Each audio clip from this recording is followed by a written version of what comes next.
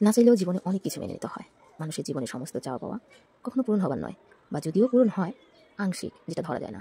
চাইলেই যদি পৃথিবীর সব কিছু পাওয়া যেত, তাহলে পৃথিবীর সব কিছুই অনেক সস্তা হয়ে যেত। সস্তা হয়ে যেত মানুষের আচার আচরণ, সস্তা হয়ে যেত তাদের চারিত্রিক সমস্যা, এভরিথিং সস্তা হয়ে যেত। কিন্তু সেটা কখনো হবার নয়। আমরা চাইলেই সব কিছু পরিবর্তন করতে পারি না।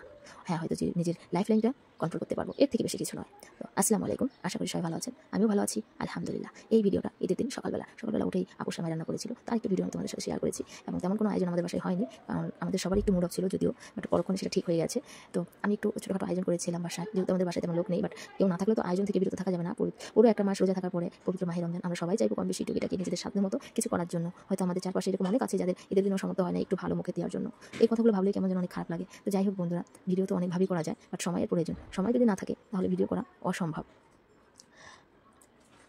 তো আমার যত ফেসবুক ফ্রেন্ড, যত ভালোবাসার মানুষ আছেন, তাদের সবাইকে জানাই ঈদ মোবারক, ঈদের শুভেচ্ছা। যদিও ঈদের একটা দিন পার হয়ে গেছে, তবুও ঈদের শুভেচ্ছা।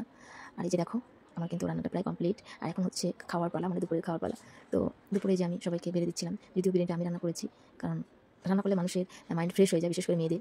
যাই হোক না কেন, যখন কোনো মেয়ে রান্নাঘরে ঢুকে, তার সমস্ত সংসারের সমস্ত কিছু কিন্তু রান্না করে থাকে। তো ওই সময়টা তার মুড অফ যতই থাকুক না কেন, সব কিছু কিন্তু 5 মিনিটে ঠিক হয়ে যায়। এটা হচ্ছে মেয়েদের রান্নাঘরের জাদু।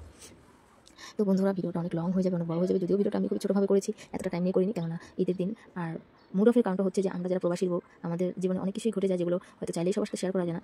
তো যাই হোক বন্ধুরা, তোমরা হয়তো কম বেশি সবাই বুঝতে পারবে যে যাদের হাজব্যান্ড দূরে থাকে, প্রবাসী থাকে, আসলে তাদের বলতে কতটা খারাপ লাগে এই সুন্দর একটা দিনে। মুড অফ হওয়াটা খুবই স্বাভাবিক। তো বন্ধুরা, সবাই ভালো থাকো, সুস্থ থাকো, আল্লাহ হাফেজ।